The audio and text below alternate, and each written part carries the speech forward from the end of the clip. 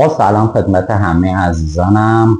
امروز میخوام در مورد مطلبی صحبت بکنم که یا جدی گرفته نمیشه، در اغلب موارد یا حتی با شوخی میشه و اون غم از دست دادن حیوان خونگی هست.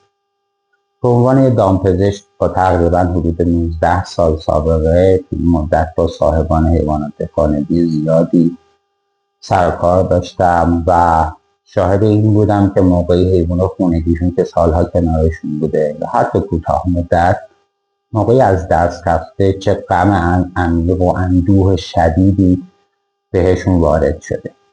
این شاید حتی اندازه غم از دست دادن یک عزیز انسانیشون بوده باشه.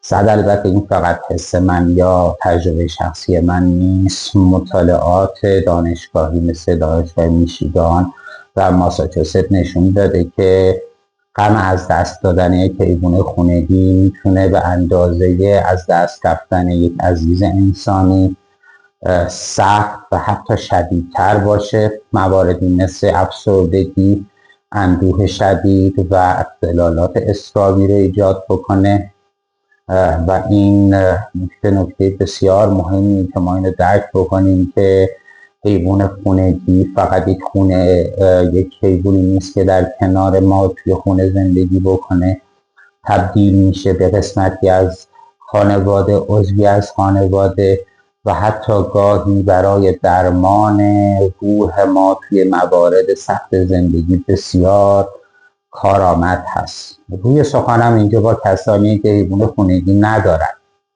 از این عزیزان خواهش میکنم که مسخره نکنن، قضاوت نکنن. اگر نمیتونن موقعی فردی حیوان خونگیشو از دست داده کنارش باشن، فقط درک کنن.